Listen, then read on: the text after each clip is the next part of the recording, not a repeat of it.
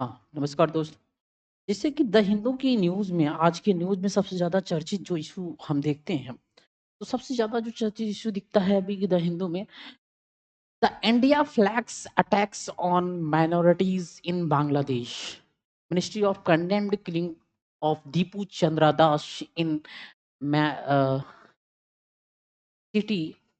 तो ये सिटी है दीपू चंद्रा दास को जो बांग्लादेश में उनका जो रिलेटेड्स किया गया, मतलब उनकी जो होल्डिंग, तो ये प्रदिश दिखाती है कि ये पॉलिटिकल पार्टी जो दीपू चंद्रा के को लिए लोग बोल रहे हैं, तो एक दीपू चंद्रा के लिए ऑलरेडी हमने आपको लिए न्यूज़ बनाई थी और उसमें दीपू चंद्रा के विषय में जो चीज़ें कही गई थी, दीपू दीपू दीपू चंद्रा दास के विषय में कही गई थी कि ये हिंदू कम्युनिटी से थे।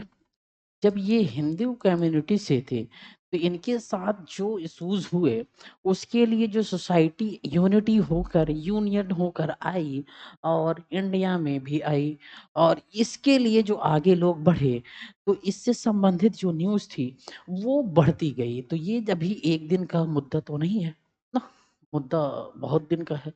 और इस मुद्दा बहुत दिन का है तो मतलब क्या है कि इसके जो इश्यूज हैं वो अब क्या हो रहे हैं, यूनियन के बिहाफ पे, अर्थात यूनियन कह सकते हो, नेशन के बिहाफ पे चल रहे हैं, राष्ट्र के बिहाफ पे चल रहे हैं। और राष्ट्र मतलब क्या होता है कि सभी जितने भी स्टेट हैं वो स्टेट अब एक हो गए हैं। अब बाइपोलर जब हो गए हैं तो हिंदुस्तान सभी के लिए, तो जब एक होने की वो रही तो दोनों की ओर अट्रैक्शन हुआ। ऐसा क्यों हुआ? ये मुद्दा बहुत गरमाया हुआ चल रहा है। इस पे हमने चर्चा 2-4 बार, 5 बार, 3 बार तो कर ही दिया, वीडियो भी बना के डाल दिया। इसको याद दिलाने का मतलब ये है कि आज भी इसी से संबंधित न्यूज़ थी, तो हमारा कहने का मतलब न्यूज़ पहले से ही ऑलरेडी आप इसके विषय में पढ़ चुके हैं। अब वहीं पे आगे की न्यूज़ हम देखते हैं। US stuck IS target US stuck IS target in Nigeria, says Trump. US struck IS forces in Nigeria after group targeted the Christians and Trump. Strikes were carried out in cooperation with the Nigerian government, says official. The West African nation confirms intelligence sharing and coordination consistent with the international law. The air strikes reportedly target Lakur, Lakurawa group. अगर ये देखते हैं तो इन सब चीज़ों से हमें क्या मिलता है? इन सब चीज़ों के परिदृश्य में हम देखते हैं तो अमेरिकी जो राष्ट्रपति हैं डोनाल्ड ट्रंप की बात कर रहे हैं, तो वो अभी हालिया में जो है ये जो गुरुवार का टाइम है, तो इस्लामिक स्टेट बलों के खिलाफ एक शक्तिशाली घातक हमला किया और कार्यवाही के समय उन्होंने जवाब कई हफ्तों तक इस पश्चिमी अफ्रीका की सरकार पर ईसाइयों के उत्पीड़न को नियंत्रण के विफल में रहने के आरोप लगा रहे थे। तो वो जो आरोप लगा रहे थे वो कह रहे थे कि ऐसा है कि जो क्रिसमस की शाम अपने सोशल मीडिया प्लेटफॉर्म पर पोस्ट में श्री ट्रंप ने हमलों का विवरण या सपोर्टो राज्य से हुए नुकसान की सीमा के बारे में जानकारी नहीं दी। रक्षा विभाग के एक अधिकारी जिन्होंने सार्वजनिक रूप से साझा न की गई जानकारी पर चर्चा करने की गुमनाम रहने का अनुरोध पर चर्चा करने के लिए जो गुमनाम की बातें की गई कि उसका अनुरोध कर रहे थे और इस पे चर्चा जो अनुरोध किया, कहा कि अमेरिका ने नाइजीरिया के साथ मिलकर इन हमलों को अंजाम दिया और ये हमले नाइजीरियाई सरकार द्वारा स्वीकृत थे। नाइजीरिया के विदेश मंत्रालय ने कहा कि सहयोग में खुफिया जानकारी के आदान-प्रदान और रणनीतिक समन्वय शामिल था, जो अंतर्राष्ट्रीय कानून संप्रभुता के प्रति पारस्परिक सम्मान और क्षेत्रीय एवं वैश्विक सुरक्षा के प्रति साझा प्रतिबद्धताओं के अनुरूप था।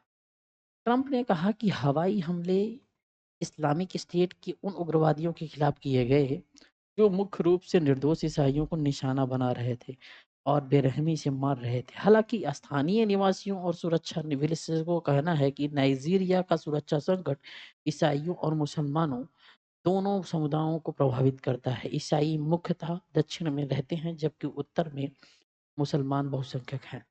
नाइजीरिया कई सशस्त्र समूहों से जूझ रहा है जिनमें कम से कम 2 इस्लामिक स्टेट जुड़े हुए हैं। बोको हराम एक गुट है रूप में उभरा हुआ इस्लामिक स्टेट वेस्ट अफ्रीका तो उत्तर पूर्व में सक्रिय तथा कम लकुरवाला समूह से उत्तर पश्चिम राज्यों से सेकोटो में सक्रिय है।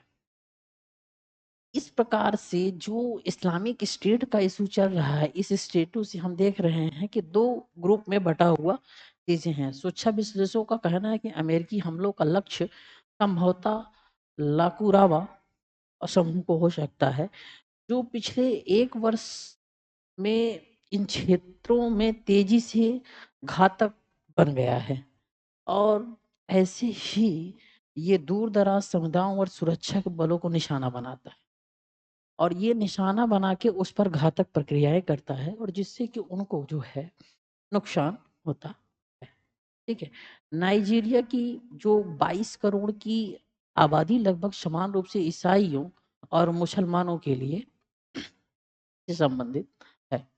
वहीं पर हम आगे देखते हैं कि जो इससे संबंधित क्वेश्चन बन सकते हैं और जो the US conducted the powerful and the deadly strikes against the Islamic State militants in Nigeria, Sokoto regions, coordinated with the Nigerian government under international law. The strikes reportedly targeted groups attacking civilians. The analysts says Nigeria's security crisis affects both Christians and Muslims amid increasing violence from the multiple armed faction. According to अब हिंदी वाले थोड़ा सा देख लें। America ने Nigeria के Sokoto के क्षेत्र में इस्लामिक क्षेत्र स्टेट से जुड़े उग्रवादियों पर शक्तिशाली और घातक हवाई हमले किए जो नाइजीरियाई सरकार के सहयोग और अंतर्राष्ट्रीय कानून के तहत संचालित थे। विश्लेषकों के अनुसार नाइजीरिया का सुरक्षा संकट ईसाइयों और मुसलमानों और दोनों दोनों को प्रभावित करता है और कई सशस्त्र समूहों की बढ़ती हिंसा जुड़ी है। अगर इस पे देखें तो क्वेश्चन बनने के चांसेस हैं, वो क्वेश्चन जो बनेंगे वो बन सकते हैं और वो किस टाइप के बन सकते हैं। The US Nigeria coordinated air strikes in Sokoto and the rise of Islamic State linked factions such as ISWAP and Lakurawa highlight the changing nature of transnational terrorism in West Africa. कोटा में America Nigeria के समन्वित air strike तथा इश्वैप और लकरावा जैसे Islamic state संबद्ध गुटों का उभार पश्चिम अफ्रीका में उभरते सीमा पार आतंकवाद के नए चरित्र को दर्शाता है। वहीं पर दूसरा न्यूज़ देखते हैं आज की न्यूज़ में। आज की न्यूज़ में government conveys the concern to the US overall cancellation of H1 visa interviews. H1 visa के ऊपर अभी हम पहले से ही न्यूज़ में करते को कर चुके हैं क्योंकि H1 वीजा भी 2-3 दिन नहीं कम से 10 बिफोर 1 वीक से ये इशूज हर न्यूज़पेपर में आ रहा है। कभी द हिंद में आ रहा है, कभी इंडियन एक्सप्रेस में आ रहा है, कभी जनसत्ता में आ रहा है, कभी किस में आ रहा है, दैनिक जागरण में आ रहा है। इस पे हम चर्चा ऑलरेडी कर चुके हैं। ठीक है।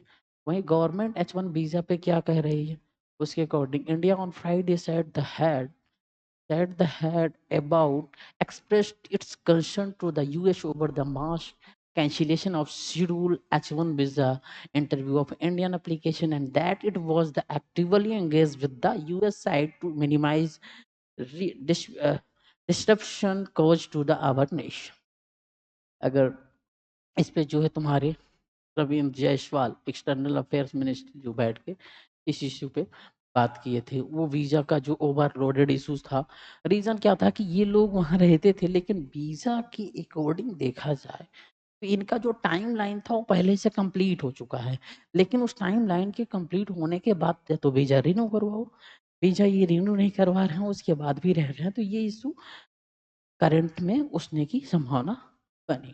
ठीक है, इसको ऑलरेडी डिसाइडेड है, हम डिसाइड कर चुके हैं कि हम डिस्कशन कर चुके हैं, लेकिन इस पे एक नई न्यूज आज देखिए। Analyse the previous terror case, boost the capabilities Shah. Shah, इन्होंने क्या किया? Union minister Amit Shah said on Friday that the police and central agencies should analyze all terrorist incidents that occurred in the country and the world in the past year, enhance the counter terrorism capabilities. अब terrorism की जो हमारे ऊपर देश में पहले से ही हमला कर रहे हैं, तो हमला करने के बजाय उसका हम अगर उत्तर करें, उत्तर के रूप में उनको अगर रिप्लाई करें कुछ, तो हमें काउंटर टेररिज्म को बढ़ाना है, अर्थात उसकी पावर को बढ़ाना है, उससे संबंधित चीज़ों को बढ़ाना है। The minister shared the April 22 terror attack the valley of Pahalgam. The terrorists wanted to disrupt the communal harmony in the country through the attack deliver a blow the terrorism campaign 2005।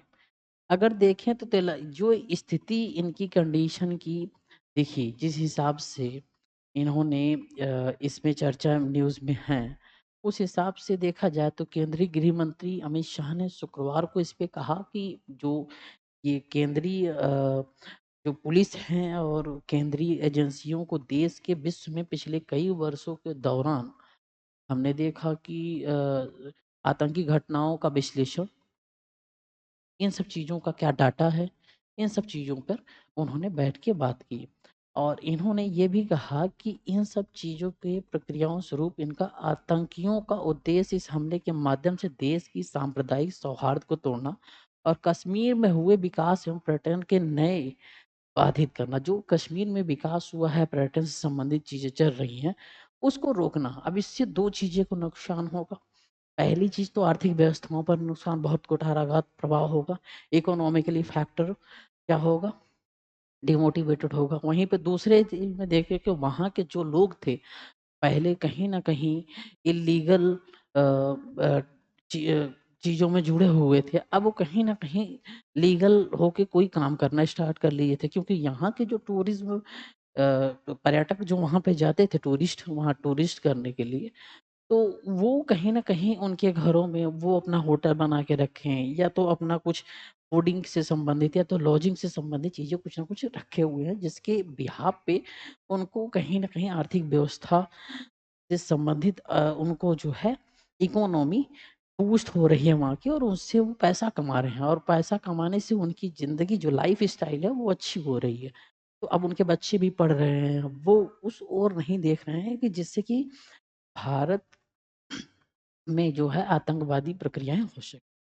और वहीं पे देखते हैं गृह मंत्री ने जो नेशनल इन्वेस्टिगेशन एजेंसी का जो एक crime manual organised network database last, तो उसमें ये बताया गया कि कितना लूटा गया, कितना बरामद हुआ, कितनी क्या चीज़ें हुई, इनके सब चीज़ों में बताया गया। वहीं पर हम देखते हैं common ATS structure, he said that the NI has work hard to create a common anti terrorism structure.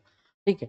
तो हम देखते हैं तो सम्मेलन में इन्होंने ये कहा, इस सब चीज़ों के विषय में ये बताया कि आतंकवादी जो घटना है, आतंकवादी जो घटनाएँ हो रही हैं, इनका एक संगठित गिरोह है। इन गिरोहों के माध्यम से ये क्या कर रहे हैं कि ये अपने आप को अपने आप को शक्तिशाली भी बना रहे हैं, और शक्तिशाली बना के और ये अपने काम को अंजाम दे रहे हैं।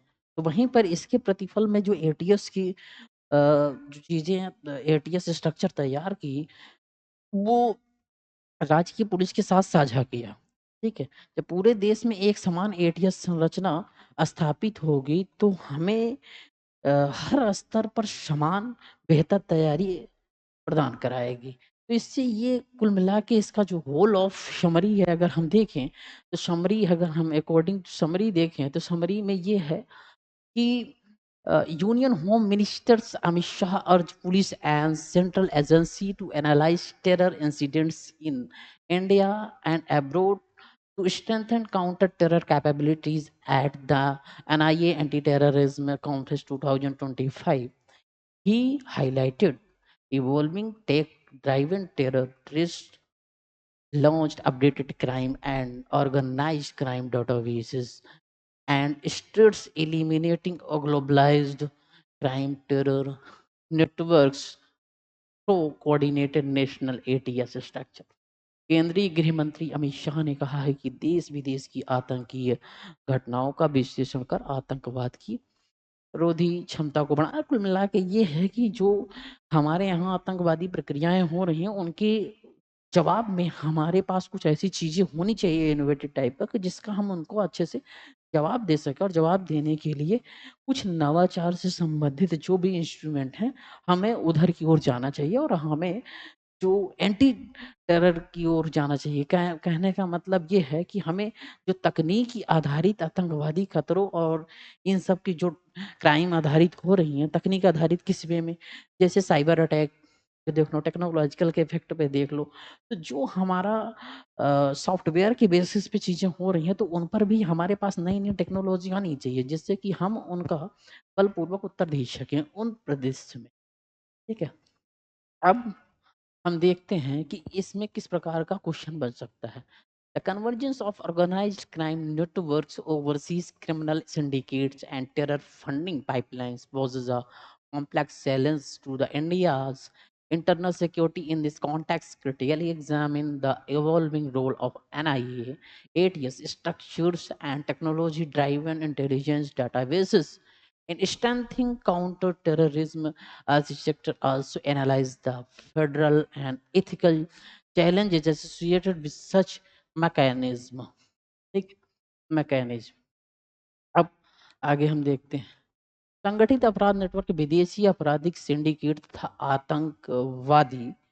आतंकवादी वित्त पोषण तंत्र का गठजोड़ भारत की आतंकी सुरक्षा के लिए जटिल चुनौती प्रस्तुत करता है। इस संदर्भ में आतंकवाद रोधी तंत्र को सुदृढ़ बनाने में एनआईए एटीएस संरचनाओं तथा प्रौद्योगिकी आधारित इंटेलिजेंस डेटाबेस की विकसित होती भूमिका का समालोचनात्मक परीक्षण कीजिए। साथ ही इन व्यवस्थाओं से जुड़े संघीय एवं नैतिक चुनौतियों का विश्लेषण कीजिए। ठीक है, centre failed to define Aravalli hills despite the over years of effort. Aravalli issue पे हमने भी चर्चा किया।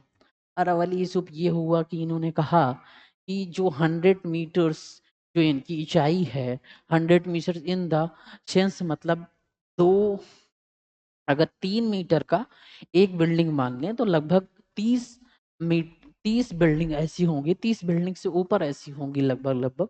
उन बिल्डिंग की ऊंचाई तक जो भी वहां पे पीक होंगे उसको काट दिए जाएंगे। इन पे जो यहाँ के आप देखोगे यहाँ के जो इन्वायरमेंट मिनिस्टर हैं वो भी इन पे बात कह रहे हैं। यहाँ पे सोसाइटी भी इसका अपोज कर रही है। तो ढेर सारे इश्यूज हैं, तो इस इश्यूज पे मैंने पहले ही डिस्कशन कर दिया है। ठीक है, इस पे बहुत अच्छा डिस्कशन किया है ऑलरेडी। ओके, अब आगे। Desert could be expand up the Delhi complex risks of the eastern and protest the save Aravali। वही इशू आ गई फ्रॉम राजस्थान। अब क्या है कि डेजर्ट्स जो इन्होंने कहा कि क्या कहा है, desert could be expand up to the Delhi Congress end. अब क्या होगा कि डेजर्ट्स जो है बढ़ सकते हैं। डेजर्ट्स की पॉसिबिलिटीज क्या होती है उसको पहले देखिए। मान लीजिए कि अभी जो अरावली माउंटेन है, अरावली माउंटेन से साउथ वेस्ट मानसून चलता है वो ऑलरेडी पता है।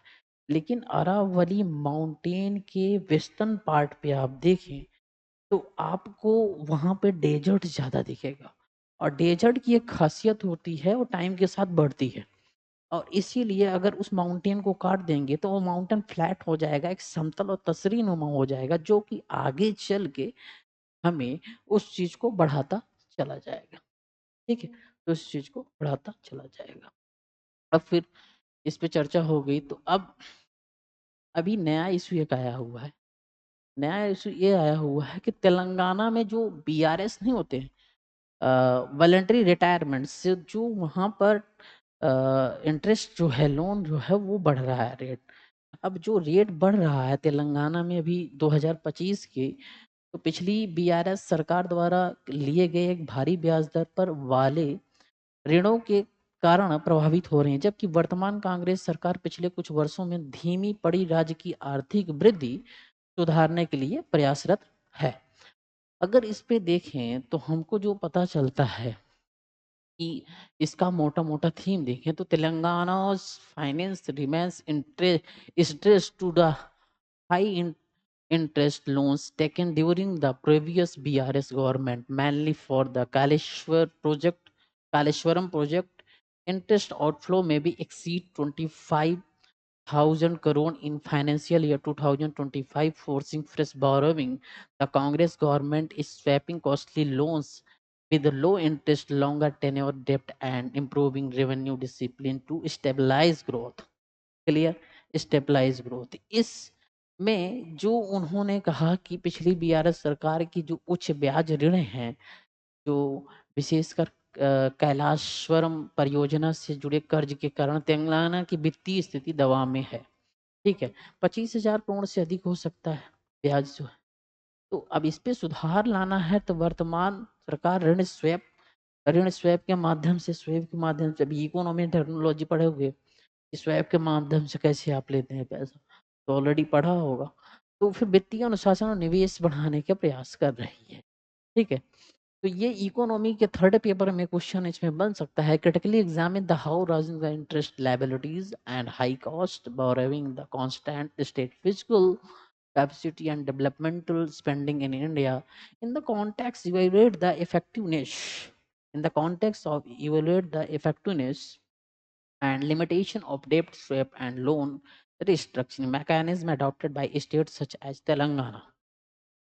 भारत में राज्यों की बढ़ती ब्याज देनदारियां और उच्च दबाव ऋण राज्य वित्तीय क्षमता तथा विकास व्यय को किस प्रकार सीमित करते हैं, समालोचनात्मक परीक्षण कीजिए। इस संदर्भ में तेलंगाना जैसे राज्यों द्वारा अपनाए गए ऋण स्वैप एवं ऋण पुनर्गठन उपायों की प्रभावशीलता और सीमाओं का मूल्यांकन कीजिए।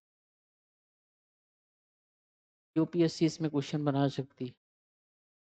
तो क्वेश्चन जो बना सकती है, कैटेगरी एग्जामिन हो द अच्छी एक चीज और है, अभी नया इशू आया हुआ है।